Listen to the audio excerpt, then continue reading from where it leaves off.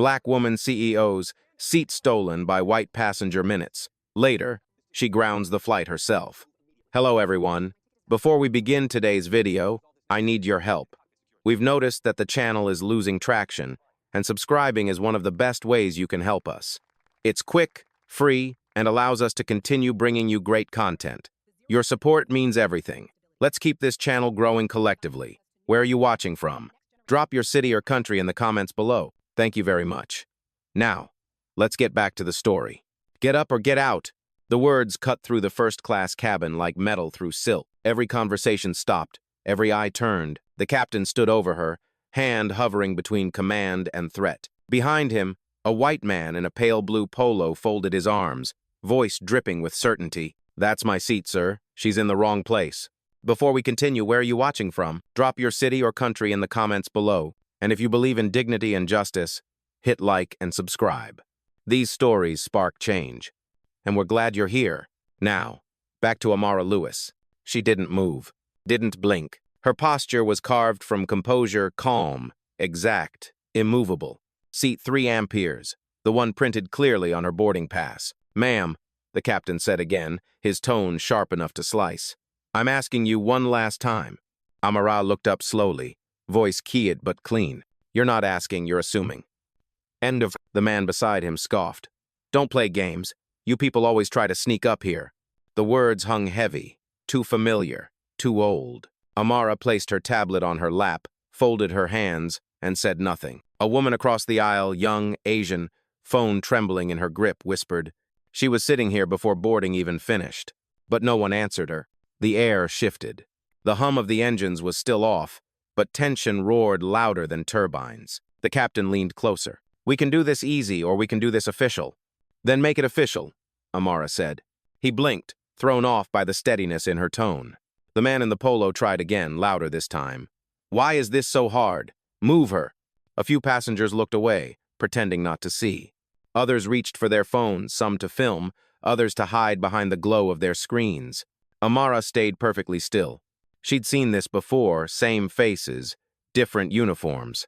A lifetime of déjà vu disguised as authority. At 24, she'd been pulled off a plane for random screening. At 31, denied upgrade for system errors. Now, at 42, she'd bought the airline's stock instead. Captain, she said finally, her voice soft but weighted, run the manifest again. He hesitated. We've done that. Then check who issued it. The Asian woman raised her phone slightly higher. The lens blinked red. Someone muttered, This is getting serious. The captain's jaw flexed. Security's coming. Amara exhaled slow, measured. Then they can explain to the board why they're dragging a shareholder off her own plane. No one moved. The words landed like thunder in a sealed room. The man in the polo frowned, uncertain for the first time. The captain's grip on authority faltered, just enough for silence to feel like victory. Amara looked out the window, the sky still waiting, the runway quiet. She whispered, not to anyone, but to the moment itself. You wanted a scene. I'll give you one, but it won't end how you think. The engine stayed off. The cabin still. Justice, waiting to board. The cabin stayed frozen long after the words left her mouth. Outside, sunlight bled through the oval windows, soft but merciless. Inside, Amara Lewis sat still, the woman everyone stared at but no one truly saw. She had chosen this flight for a reason. Not the route, not the comfort. The company, Vector Air, a name she had built, funded, then watched quietly from the boardroom shadows. Today, she wanted to see how her people treated strangers when they thought no one important was watching. Her assistant had offered to book the company jet. She'd refused. I need to see it from the ground, she'd said. From seat 3 amperes, not seat power. So she wore no badge, no title, no armor, just black wool and patience. Now that patience was being tested like never before. The captain's voice cracked over the intercom, brittle and defensive. Cabin crew, hold positions. Security inbound. A ripple of whispers moved through the passengers. Some sympathetic, some disgusted, most silent the way people are when truth gets uncomfortable. Amara's phone vibrated once in her palm. A message. Carla. Audit live. Your shareholding confirmed in manifest system. Need your signal. Amara didn't reply. Not yet. Across the aisle, the woman with the phone, early 30s, trembling mouthed, "Are you okay?" Amara met her eyes and nodded once. It wasn't reassurance, it was recognition. Because 10 years ago, Amara had been that woman. Young, unseen, stranded in an airport lounge where someone told her, "This section's for business travelers." That humiliation became blueprint. That pain became architecture. She had built an empire on the foundation of being underestimated. Now, that same underestimation was playing out again, only this time. The cameras were rolling, and the sky would not protect the guilty. The captain paced near the cockpit, whispering into his radio. "She's claiming she's a shareholder. Check that." Static crackled back, uncertain. "Sir, her name's in the system, priority tier, flagged gold." He froze. So did the man in the blue polo. The shift in air was sudden, like pressure before a storm. Amara finally stood, gathering her tablet. Calm, unhurried. "You ran the manifest," she said. "Now run your conscience." Every camera caught it. Every witness felt it. And somewhere between altitude and arrogance, a reckoning had just begun. 2 security officers boarded the plane before the engines ever turned. Their presence cracked the quiet like thunder through glass. Every phone lifted higher. Every whisper turned sharp. "Ma'am, we need you to step off the aircraft." The taller one spoke first, voice rehearsed, neutral in tone but not in meaning. Amara looked up at him. "On what grounds?" "Captain's order." "Based on what?" "Non-compliance." That word again, the corporate excuse for disrespect. She'd heard it in boardrooms, read it in HR memos, lived beneath it her entire life. The man in the blue polo leaned back, smirking. Finally, a few passengers chuckled under their breath, the laughter of people who mistake injustice for entertainment. Amara didn't move. She simply reached into her blazer pocket and took out her phone. The screen glowed, bright and deliberate. "Carla," she said softly, "initiate Protocol Delta." At that exact second, the cabin lights flickered once. Then a soft ping. The captain's intercom came alive. "Attention crew, temporary systems lock engaged. Please stand by." He frowned, tapping his console.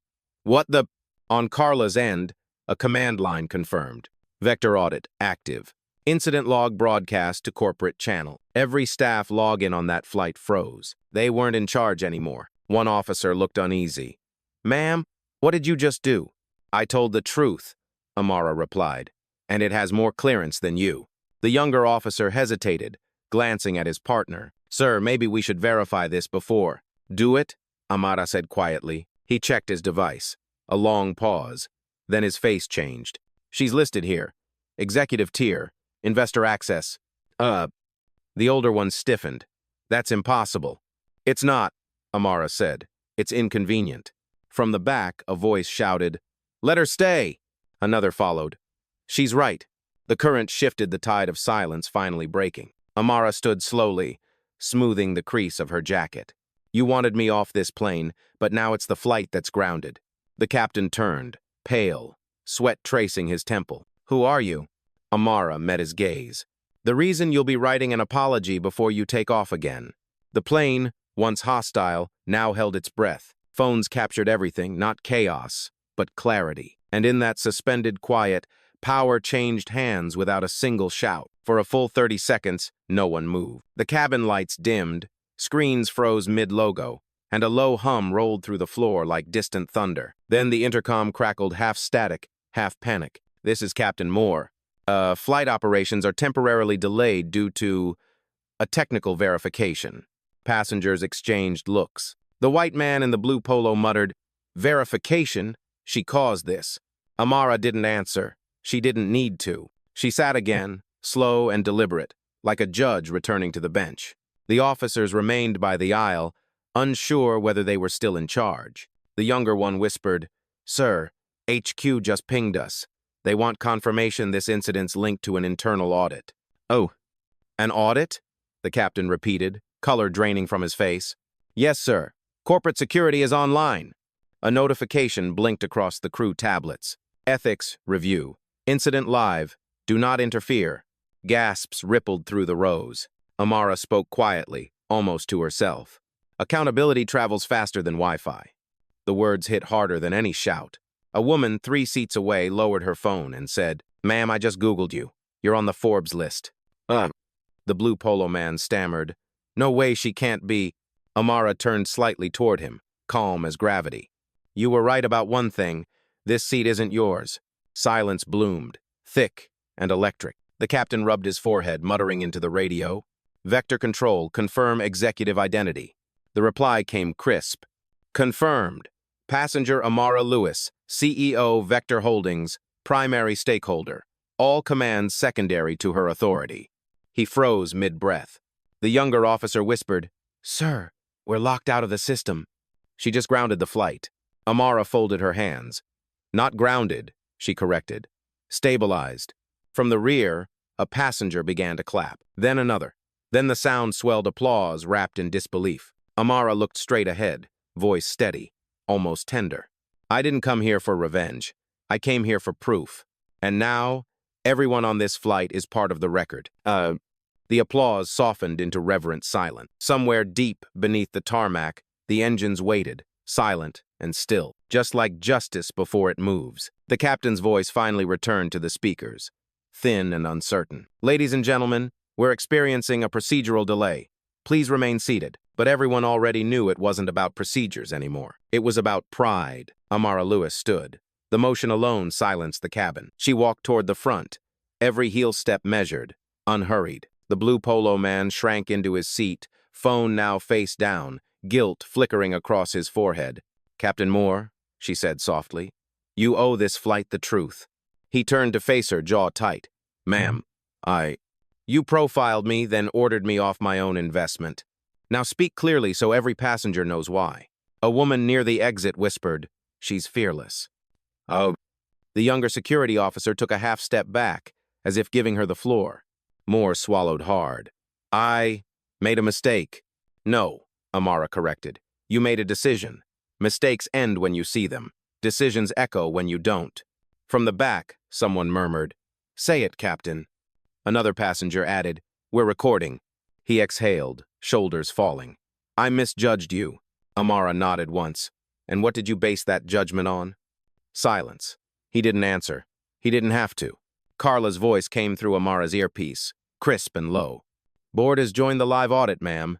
The footage is transmitting. Amara replied quietly, Let it run. The older officer shifted uneasily. Miss Lewis, is this necessary? Necessary, she repeated. No, educational. Her eyes softened, not cruel, but steady, unflinching. I built this airline to prove efficiency could coexist with empathy. But today, you reminded me what still flies below that standard. The captain looked down, his hands trembling near the yoke. What happens now? Amara took a slow breath. Now, the world watches how Vector handles its own turbulence. A murmur rose, some clapping, some gasping. Amara didn't smile. She turned to the passengers instead. No one here should ever have to fight for a seat they already paid for. Remember that the next time silence feels safer. Outside, a maintenance vehicle rolled toward the plane. Inside, dignity took the cockpit. A sharp tone pierced the cabin speakers, the kind that meant command, not confusion. Captain Moore, the voice said, crisp and calm. This is Vector Control. Step away from the cockpit. Every passenger froze. The captain's face drained of color. Control, this is a miscommunication. Negative, Captain. Your clearance has been suspended pending ethics review. Please comply. The younger officer blinked, whispering, They just pulled his credentials mid-flight. The older one nodded slowly. I've never seen that happen before. Amara didn't gloat. She stood near the cockpit door, still, regal in restraint. Mr. Moore, you may take your seat. Someone else will finish what you started. He looked at her humiliation and awe, colliding behind tired eyes, then stepped aside. The plane's intercom chimed again. Ladies and gentlemen, our flight will resume shortly under alternate supervision. We appreciate your patience during this review. Polite words for a public reckoning. A few passengers clapped quietly. Others simply stared at Amara like they were seeing gravity for the first time. She turned to them, voice low but resonant. Justice doesn't scream, it instructs. Carla's voice echoed faintly through her earpiece, almost smiling. Audit complete, ma'am. The board is watching. They're proud. Amara exhaled, calm returning like equilibrium after turbulence. She glanced out the window, the sky waiting, wide and unjudging. Tell them to hold the runway, she said. We're not finished teaching. And as the engine stirred again, it wasn't just a flight preparing to take off, it was a standard being reset. The cabin lights brightened again, soft and sterile, as if the plane itself exhaled. The engines idled quietly, waiting for permission to move. But something else moved. First, every phone on board began to vibrate. A chorus of notifications rippled through the cabin. Passengers glanced at their screens, then at one another. Each message began the same way. Dear passenger, Vector Air sincerely apologizes for the incident on Flight 407. An apology live, mid-air, timestamp. No PR delay, no lawyers. Just truth, delivered at cruising altitude. The woman who had been filming earlier gasped. It's public, they just posted it. Her live stream counter jumped past 40,000 views in seconds. The man in the blue polo shrank deeper into his seat. His face glowed in the reflection of the phone, his own actions replaying from another angle. No one mocked him now. The world was watching too. Amara stayed silent. She didn't touch her phone, didn't look at the cameras. Her power wasn't online. It was in the room. A boy across the aisle whispered to his mother. Mom, she's the one who stopped the plane? His mother nodded. She's the one who made them listen. Oh. Amara's gaze drifted toward the window sunlight breaking through clouds like vindication. Carla's message flashed one last time. Crisis team requests statement for media. Amara typed 2 words.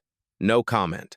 Because dignity didn't need a press release. The proof was seated all around her, hundreds of witnesses, each now a carrier of truth. The engines hummed back to life. This time, no one looked uneasy. They looked awake. And as the jet rolled forward, Amara closed her eyes, whispering just loud enough for the moment to hear. Sometimes grounding a flight is the only way to make a nation rise. By the time Flight 407 reached New York, the world was already waiting. Screens in the terminal flashed headlines in real time. CEO grounds plane after racial profiling incident. The woman who grounded justice. Clips from the flight flooded every platform. Different angles. Same story, calm power, caught in motion. The video from the young Asian woman hit 1 million views before the wheels even touched the runway. Under it, comments bloomed like wildfire. She didn't raise her voice once. That's how you teach the sky who's boss. Inside the plane, phones buzzed nonstop. Even the captain's personal device lit up with a message from corporate. Report to HQ. Immediate debrief. Suspend duty. He didn't look at Amara again. Some lesson don't need repetition. As passengers disembarked, some stopped to thank her quietly. Others asked for photos, but she declined each one with the same soft reply. Let's not turn pain into content. A little boy tugged her sleeve as he passed. Miss, are you famous? Amara smiled faintly. No, just visible. Outside, the air smelled of rain and change. Carla met her at the gate, tablet in hand, expression mixed with pride and fury. They've called an emergency board meeting, ma'am. They want your statement on record. Amara adjusted her blazer, the same one still creased from the confrontation. They'll get it, she said, but not in the boardroom in public. Because this wasn't just an audit anymore. It was a mirror held up to an entire industry. As cameras flashed from across the terminal glass, Amara walked through the crowd. Not fast, not defiant, just steady. Every step a message. Power doesn't demand space. It creates it. The glass doors of Vector headquarters closed with a hush that sounded too much like denial. Inside, the boardroom glowed sterile and nervous. Screens lined the wall, each looping the same footage. Amara, calm, unshaken, confronting a system mid-air. 12 executives sat around the table. Some wouldn't meet her eyes. Others watched her like she was both savior and storm. The chairman cleared his throat. Miss Lewis, the media coverage has been extensive. We'd like to contain the narrative. Amara folded her hands. Containment is what caused it. A pause. The PR director leaned forward, choosing his words like landmines. Perhaps a joint statement? No, she cut in, voice cool, decisive. A new policy. She gestured toward the screen behind her, the freeze frame of the captain pointing down at her seat. This isn't just one flight, it's a pattern. And patterns require correction, not apologies. Someone at the far end muttered, we already have diversity training. Amara turned to him, gaze precise as a scalpel. Training teaches behavior. I'm changing accountability. Carla tapped the tablet, projecting a slide titled Zero Profiling Protocol. Amara continued. From now on, any employee who profiles a passenger based on appearance, language, or race will trigger an automatic ethics investigation and public transparency report within 24 hours. The room went silent. The CFO whispered, "That could expose us." "Good," Amara said. "Light exposes rot." The chairman exhaled slowly. "And what do we tell investors?" She met his gaze. "That justice isn't bad for business, arrogance is." No one argued after that. The footage still played behind her, looping like truth, refusing to fade. Amara stood, collecting her notes. "You wanted containment. I gave you clarity." And as she walked out, even the walls seemed to stand straighter, as if the building itself remembered who built it. The next morning, the story wasn't just news, it was movement. Every network led with the same headline, Flight 407, when silence spoke louder than authority. Clips from the plane ran on repeat Amara's stillness, her words, the captain's surrender. Talk shows debated her tone, her poise, her calm rebellion. But online, the narrative had already left commentary behind and entered reverence. Hashtags flooded every platform. Number Seat 3, a number grounded justice. Number Amara Lewis effect. Vector's official statement confirmed the new zero profiling policy, sparking imitation across 3 rival airlines within hours. For the first time in years, air travel wasn't trending because of chaos, but because of correction. Amara watched from her office, blinds half closed, the skyline bruised by dawn light. She didn't smile. She didn't need to. Power wasn't in headlines. It was in the shift she could feel beneath them. Her phone buzzed hundreds of messages, interviews, invitations. She ignored all but one. An envelope, hand-delivered, no logo, no PR seal, just handwriting, careful and blue. Inside, a short letter. "Miss Lewis, my son was on flight 407, the boy who asked if you were famous. He told me you taught him that being calm doesn't mean being weak. He said you made the sky fair. Thank you for showing him that quiet people can still make the world listen." Signed, a mother who finally slept well. Amara held the note for a long time. No camera, no audience, just truth, quiet and unfiltered. She slipped it into her notebook, between pages of contracts and policy drafts. Carla interred softly. "The board wants a press appearance, ma'am. Maybe a televised message." Amara shook her head. "We don't perform justice. We maintain it." From the window, she could see a vector plane climbing through the clouds, smooth, balanced, obedient to physics and principle alike. "Do you hear that?" she asked. Carla frowned. "Hear what?" "The sound of people flying without fear." "Oh." The line lingered in the air, as quiet as it was monumental. Because sometimes change doesn't roar through the world. It hums, steady and constant, like engines finally running right. A week later, the storm had quieted but not faded. The world had simply learned to listen differently. On Amara's desk lay another letter, this one printed on official vector stationery. It began with the words few leaders ever read without feeling the weight of them. "Personal apology, from Captain Daniel Moore. Miss Lewis, I've spent my career believing control meant command. That day, you showed me control means accountability. I am sorry. I've resigned from my post, but I've asked to stay with Vector's training division if you'll allow it. I want to teach new pilots what dignity looks like under pressure." Amara read it twice. No bitterness, no satisfaction, just gravity. She signed the margin with a single note. Approved. Across her desk, Carla reviewed a press draft. Refunds processed, every passenger's been compensated, donations redirected. Amara nodded. Good. And the scholarship? Live next month. Full funding secured. The scholarship, the Flight Forward initiative, would send young black and brown students into aviation, from mechanics to cockpit, not as guests of the sky, but as its architects. Amara stood by the window again, watching another vector jet rise through morning haze. The world moved on, but with new coordinates. "Full circle," Carla said quietly. "No," Amara replied, eyes still on the sky. "Forward motion." Because this wasn't revenge anymore. It was repair. And as the light caught her reflection in the glass, she barely recognized the woman looking back, not because she'd changed, but because the world finally saw her clearly. The auditorium glowed with soft gold light, the kind reserved for new beginnings. Rows of students in crisp uniforms filled the front seats, their faces lit with the nervous excitement of first flight. Above them, a banner read, The Flight Forward Initiative, lifting every sky.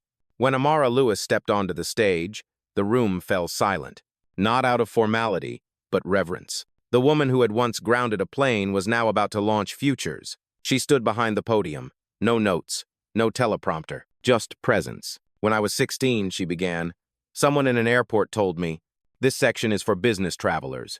I walked away that day, but I carried the words with me. Not as pain, but as propulsion. A murmur moved through the crowd, recognition, empathy, fire. Amara continued. Years later, I bought an airline seat to travel like everyone else. Instead, I was told to leave, but that moment didn't break me. It revealed what still needed fixing. She glanced toward the back, where a familiar face watched quietly. Captain Daniel Moore, now in a training division uniform, head bowed. She gave him a single nod. Redemption acknowledged. "We talk about turbulence like it's chaos," she said. "But pilots know turbulence isn't the end of flight. It's the test that proves whether you can hold altitude." The audience leaned in, every word a landing. "I didn't ground a flight," Amara said softly. "I grounded fear. And if this program does its job, none of you will have to choose between dignity and your dream of the sky." Applause rose like a storm, but she didn't raise her hands to quiet it. She let it happen, the sound of correction turning into celebration. Cameras flashed. But for once, the story wasn't hers alone. It belonged to every student who'd ever been underestimated, every traveler who'd ever been told, "Not your seat," every voice that had waited too long for justice to arrive. Amara stepped away from the podium, the roar behind her fading into steady hum, the hum of engines, of hope, of something unstoppable. And as she passed beneath the banner, the words she spoke lingered like contrails against a clean, forgiving sky. Justice doesn't fly low, it ascends.